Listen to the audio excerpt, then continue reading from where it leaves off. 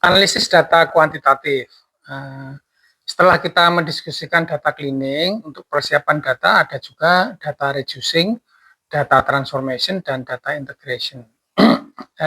Data reducing atau reduksi data itu adalah proses pengolahan data yang dilakukan secara sistematis dalam penelitian.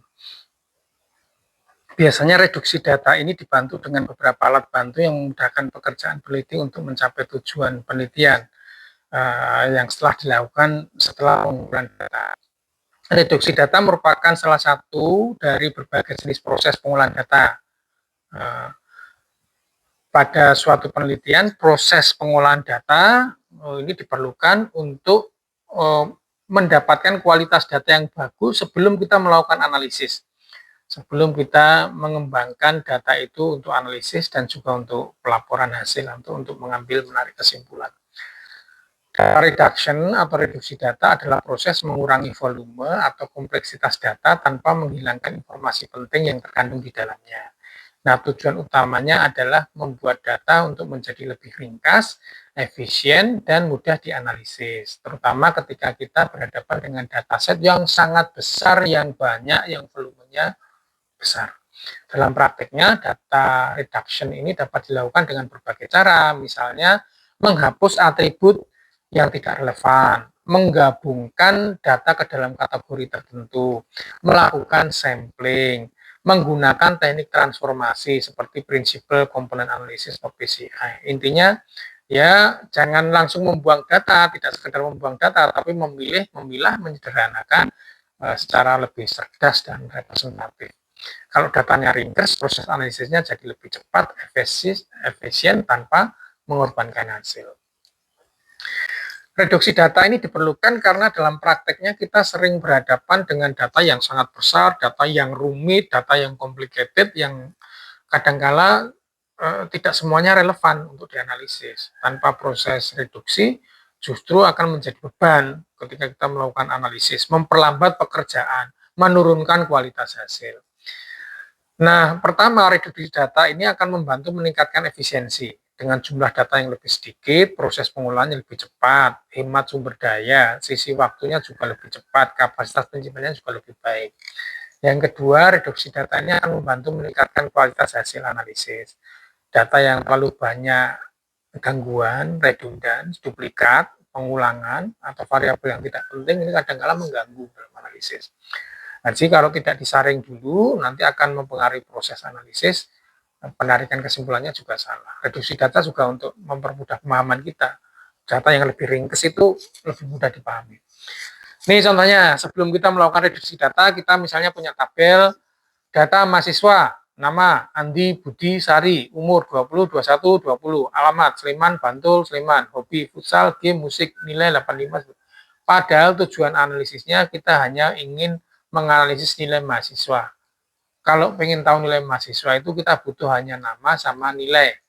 Nggak perlu alamat, nggak perlu hobi, nggak perlu umur. Ini sama kalau kita melakukan pengambilan data di lapangan kan gitu ya, kuesioner tuh. Nama, umur, penghasilan, jenis kelamin semua dicatat lah. Kamu tuh mau ngapain? Ternyata tujuannya hanya untuk mengetahui jenis pekerjaannya. Nah, sudah jenis pekerjaan sama jenis kelaminnya saja misalnya. Nah, ini contoh yang data banyak seperti ini, untuk tujuan tertentu kita perlu ringkas. Kalau datanya segini aja nggak apa-apa, tapi kalau datanya banyak, ratusan ribuan. Nah, sehingga ini setelah kita reduksi, ternyata kita hanya perlu yang penting nilai kok sekarang itu misalnya. Ya sudah, nama sama nilai. Nah, penjelasannya, data seperti alamat dan hobi ya dihapus dulu karena tidak relevan untuk analisis.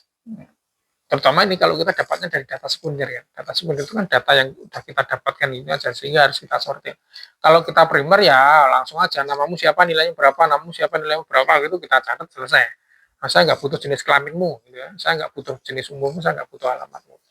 Jadi lebih sederhana dan lebih fokus. Nah, ini contoh sederhananya seperti ini. Contoh yang complicated lain tentu banyak, termasuk dalam riset Anda kan tidak sesederhana contohnya ini. Tapi ini sekedar sebagai contoh, data yang seperti ini jadi lebih sederhana dan lebih fokus. Sehingga analisisnya jadi lebih cepat dan lebih mudah kita lakukan. Kita pengen tahu rankingnya siapa yang paling tinggi, oh ternyata Budi. siapa yang agak bodoh gitu. Ternyata Andi misalnya. Nah, langkah-langkah reduksi data skematis ini sangat bagus untuk menjelaskan kita ya. Mau analisis apa dulu? Tujuannya apa dulu? Kita tentukan. Kalau sudah tujuannya tahu, kita identifikasi data yang relevan. Pilih data-data yang penting yang mendukung tujuan tadi. Ya, saya hanya pengen nilainya, nilainya aja. Saya nilai sama nama berarti kan. Nah, contoh tadi. Hapus yang tidak perlu. Buang dulu yang tidak perlu. Karena dapat datanya sekunder, adanya satu deret kolom 1 sampai 50 misalnya, yang dibutuhkan ya 3 kolom, yang lainnya buang dulu. Kemudian ambil sampel datanya, kita treatment, kita tes dulu. Oh, ternyata udah benar. Jangan sampai nanti Andi munculnya di sini 25, 30. Oh, ternyata umur, bukan nilai ya. Kolomnya harus dipastikan sama. Kurangi variabel yang penting-penting tadi, sederhanakan datanya, baru evaluasi untuk dilakukan analisis. Kalau kualitas yang bagus, lakukan untuk analisis.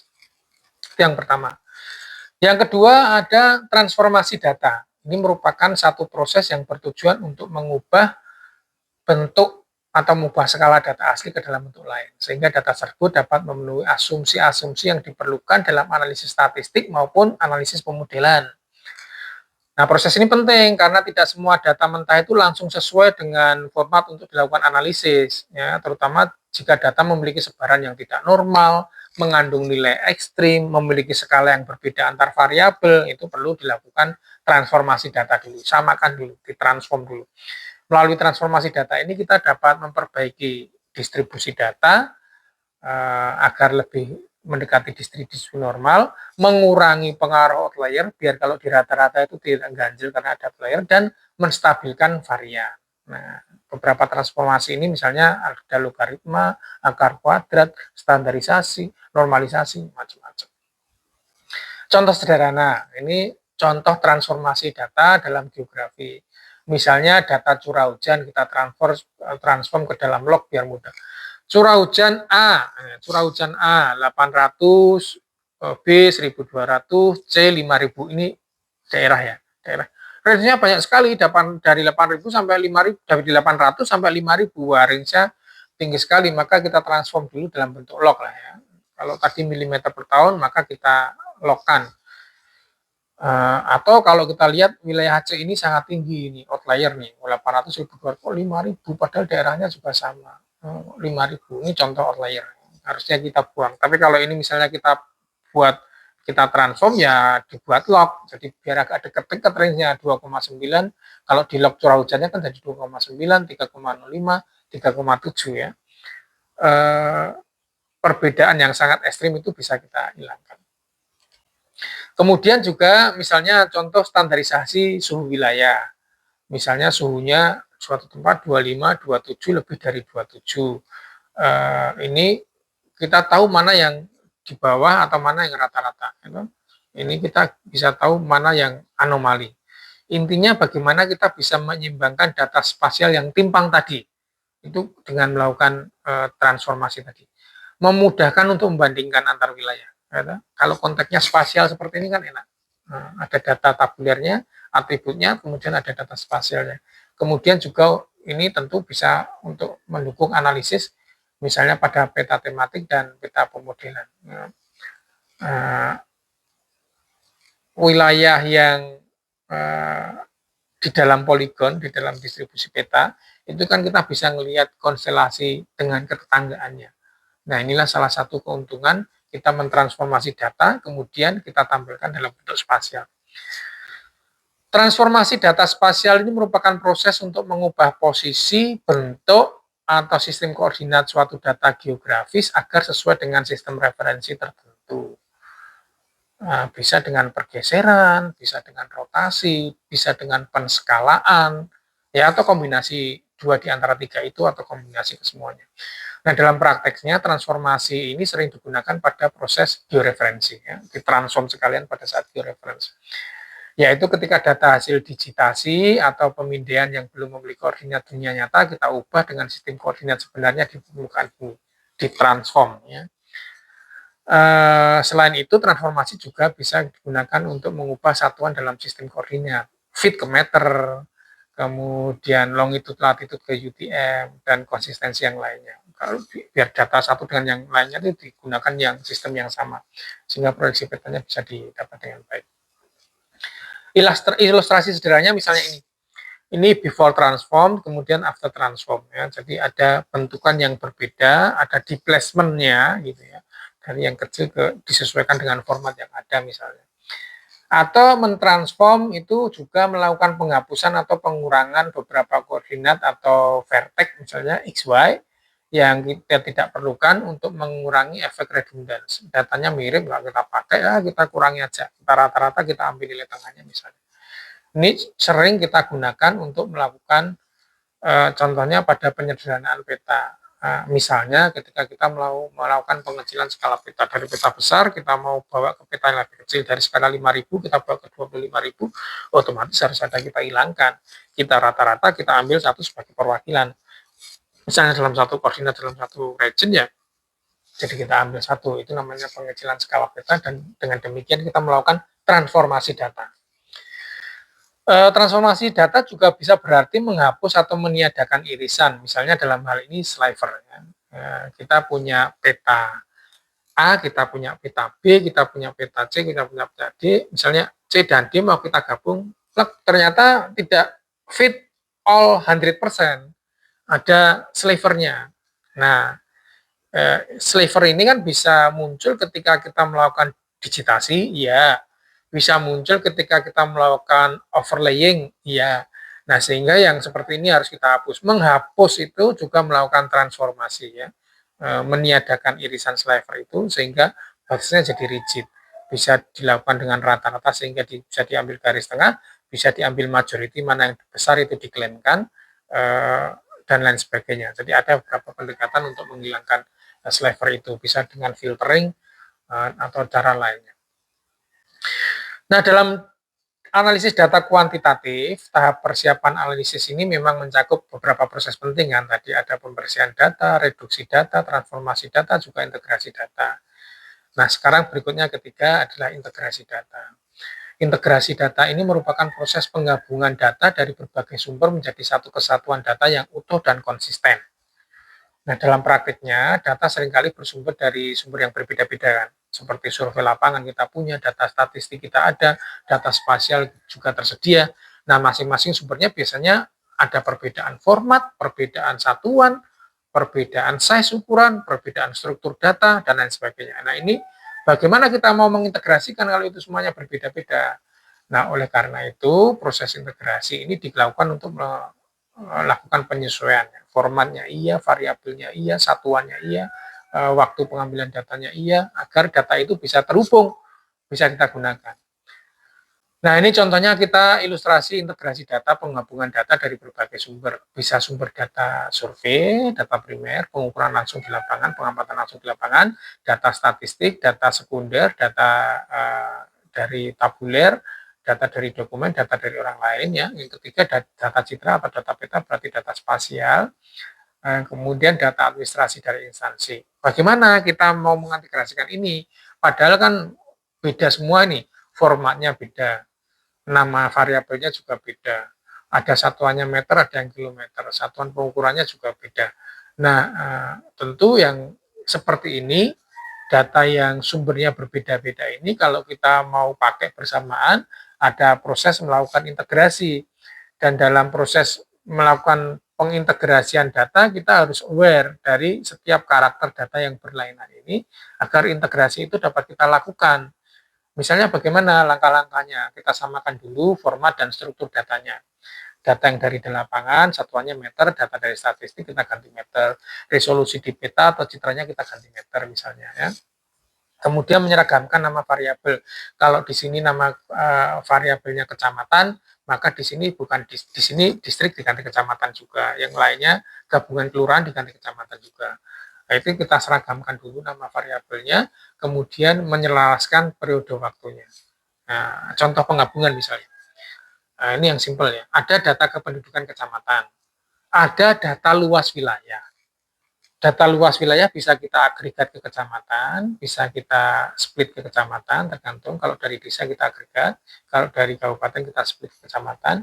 Sehingga kalau ini kita gabungkan, kita integrasikan, kita bisa melakukan analisis terkait dengan kepadatan penduduk, karena kita bisa data kependudukan dan data luas. Ini contoh sederhana. Nah, dalam konteks data spasial, penggabungan ini merupakan proses untuk mengintegrasikan dan menyelaraskan data geospasial dari berbagai sumber untuk menghasilkan representasi yang lebih akurat dan komprehensif. Proses ini tentu tidak sekedar menyatukan data, tapi juga melibatkan rekonsiliasi perbedaan format, ya, perbedaan sistem koordinat, perbedaan skala, serta perbedaan waktu pengambilan data. Nah, dalam prakteknya penggabungan ini mencakup penyelesaian inkonsistensi, ya perbedaan atributnya selesaikan dulu, tumpang tindih geometrinya selesaikan dulu, tadi misalnya ada sliver selesaikan dulu, kemudian perbedaan resolusi spasial selesaikan dulu, di filtering juga bisa, di resolusi juga bisa, ya. Kemudian sistem referensinya kita tarik pada sistem referensi yang sama, ya. Kerangka koordinatnya kita buat sama.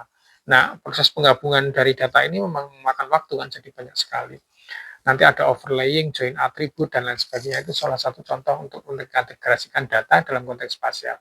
Ini misalnya, contoh ini penggabungan, proses menggabungkan dan merekonsiliasi beberapa kumpulan data spasial untuk menciptakan representasi fitur geografi yang lebih akurat dan terpadu.